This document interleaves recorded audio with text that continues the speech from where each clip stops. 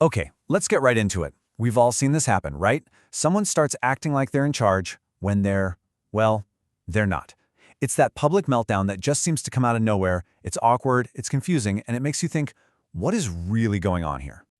I mean, have you ever wondered why a tiny mistake, like the wrong foam on a latte, suddenly becomes a reason for someone to get fired?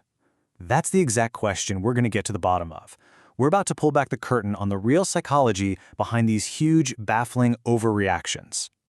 So first, let's just look at the behavior itself. These days, thanks to everyone having a camera in their pocket, these moments are everywhere. It's all about this aggressive claim to power, a power that simply isn't theirs. Just picture it. A customer is maybe a little annoyed that the line is long, but then suddenly they're acting like they own the entire company, demanding a barista be fired right there on the spot. In their mind, they're not just a customer anymore. They've become the head of HR. Or what about this one?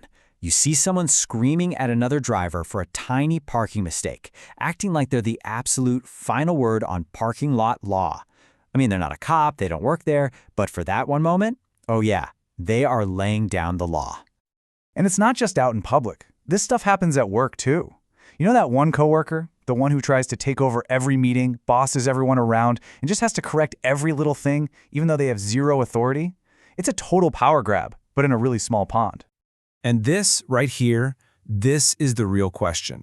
The shouting, the anger, the whole performance, it is so much bigger than the actual problem. It's completely out of proportion. So what is really going on? What's the engine behind all this?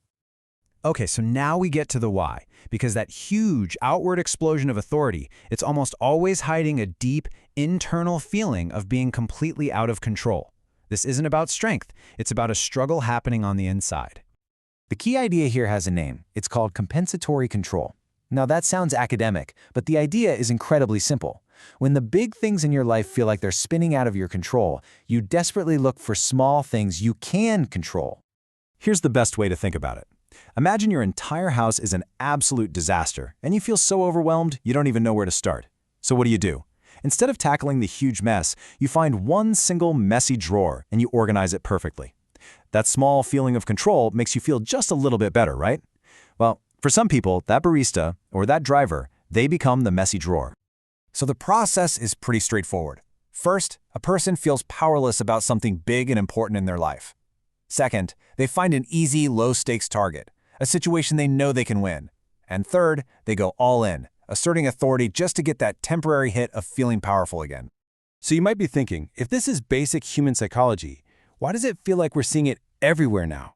Well, the answer is what you could call the digital megaphone. The internet didn't invent this behavior, but it sure did give it a global stage. And there are a few reasons for that. For one, social media actually rewards conflict with attention. Likes, shares, views. It can also make people feel like there are no real consequences for acting out. And on top of all that, just being online all the time, seeing a constant flood of bad news can make all of us feel more anxious and out of control, which, just feeds the whole cycle. So why do we need to understand this? Because this isn't just about some funny or shocking video online.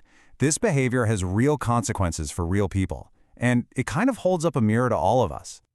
For starters, it makes life miserable for the people who are on the receiving end. We're often talking about service workers, people who are paid the least to put up with the most from the public. It creates a genuinely hostile environment. And on a bigger scale, it chips away at our basic sense of trust and kindness. When you start to expect that any small interaction could explode into a fight, we all get a little more tense, a little more guarded. It just makes the world a harder place to be for everyone. So this is the big idea. If you remember one thing from all of this, let it be this. This behavior is not a sign of strength or power. It's a defense mechanism. It's a messy, loud, desperate attempt to cover up a feeling of weakness. And that is where the mirror turns back on us. The next time you feel that hot surge of anger over something really small, you have to hit pause and ask yourself this question. Am I really this upset about the coffee, or is this actually about something else entirely? So here it is. The one thing you can take away and use in your own life. Check the scale of your reaction. If your anger feels huge, but the problem is tiny, that's your alarm bell. That's the signal to stop and ask yourself one simple question. What am I really worried about right now? Because answering that question, that's how you actually get back in control.